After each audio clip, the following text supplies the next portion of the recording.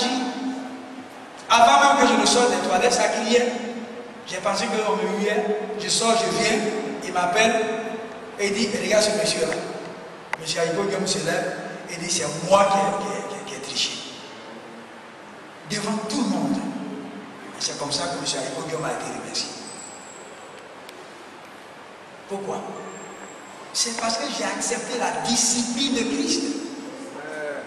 Je me souviens, à l'époque où on nous prêchait, on avalait tout. On acceptait tout. Parce qu'on sait qu'on a quitté un milieu pour un nouveau milieu. Et il faut absorber tous les effets de ce milieu. On nous avait dit qu'un chrétien qui a la télévision a des serpents chez lui. Le même jour, je suis allé au quartier et j'ai mis ma télévision sur ma tête et je suis venu le déposer à l'église. Et le vieux a dit, bon, comme toi tu n'as pas la télévision, donne-moi ça. Et c'est plus tard qu'il a expliqué que la télévision n'est pas un serpent. Tout est une question de chaîne et tout est une question de bouton qu'il faut manipuler. Et puis ceux-mêmes qui disent que la télévision est quoi? Est un serpent, mais quand ils veulent faire des programmes, où ils vont? Où ils vont? Mais qui va écouter? Qui va ouvrir pour voir? Puis c'est un serpent. Donc c'est à partir de ces détails-là que j'ai compris que tout est une question de discipline. Je suis en train de voir un film. Je vois un monsieur qui monte sur madame. Qu'est-ce que j'ai fait? Il faut être discipliné.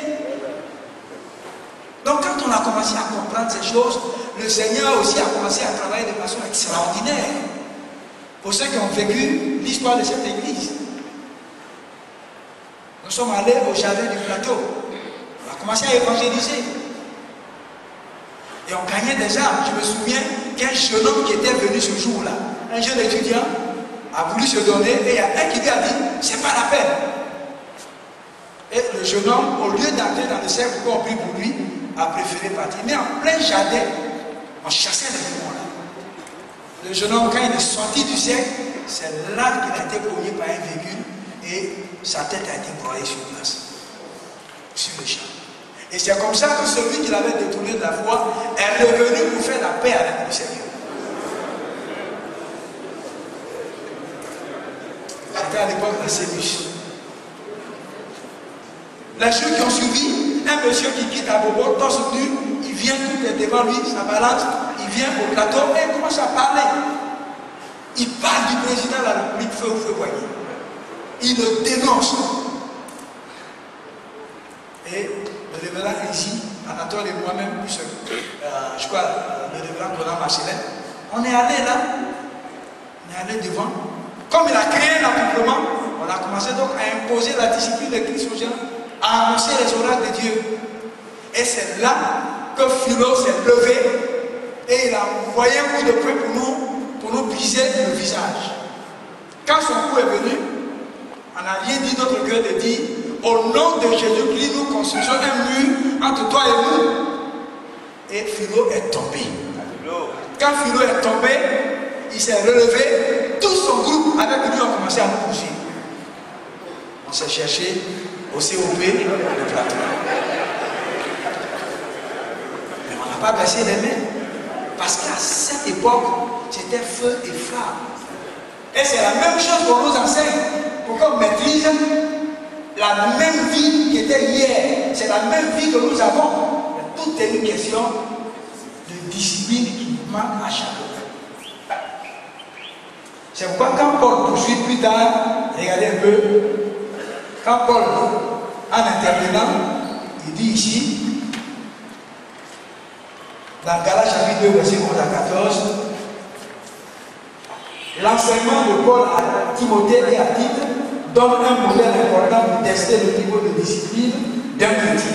Un homme de Dieu ne doit pas soudainement apparaître dans le ministère, il est cultivé par le Saint-Esprit selon un lent processus qui forme son caractère. Paul travaillait souvent avec des hommes qui voulaient être des enseignants et des leaders spirituels dans l'église. Il est félicité d'ailleurs, selon Timothée 3:1, cependant immédiatement après cela, Paul donne une longue liste de qualifications. Voici deux exemples à examiner. Exemple 1.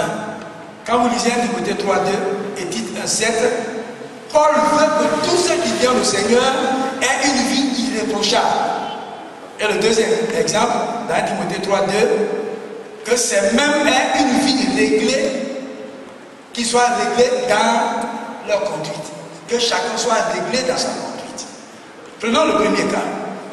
Une personne irréprochable est une personne à qui l'on n'a rien à reprocher, dont la réputation est inattaquable.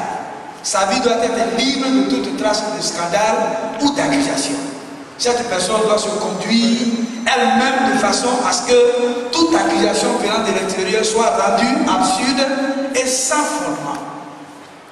Je le disais à le pasteur que voici un collègue qui prépare le mariage de son diacre qu'il a mis à l'écart parce que le diacre vivait en concubinage. Il voulait qu'il ait une vie inattaquable, irréprochable. Et à la veille, le même vendredi, le pasteur qui a fait venir la femme chez lui à la maison, le même soir, ce même vendredi, il entretient des rapports sexuels avec la sœur. Et le même avait été choisi pour bénir le mariage. Puis je disais, il est le pasteur de l'église. Et ça s'est passé dans un village.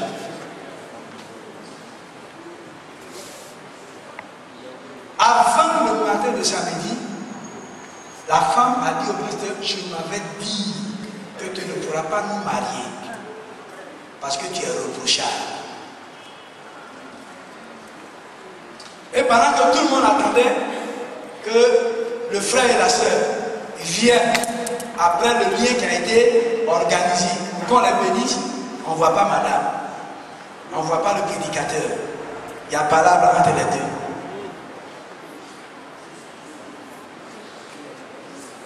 Si le pasteur était discipliné, s'il avait une vie bien réglée, comme on l'a vu dans le message précédent, peut-être que le docteur Jacques allait prendre la chicotte, c'est toi qui avais dit ça. Il devait prendre une ceinture. Je pense que c'est la femme qui devait prendre la ceinture. Puis c'est le pasteur même qui a provoqué ce que je vous dis. Voici un témoignage qui vient éclabousser la sainteté de Dieu.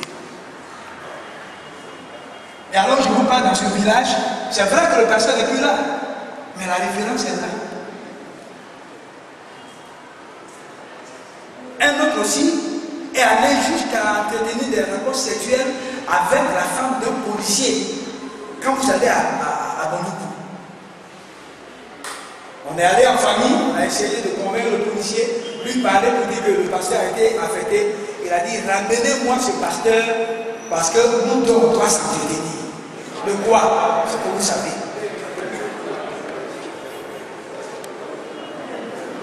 Le pasteur était régulièrement chez le policier. Il encadrait bien la femme. Mais comment ça s'est soldé? Par une vie irréprochable.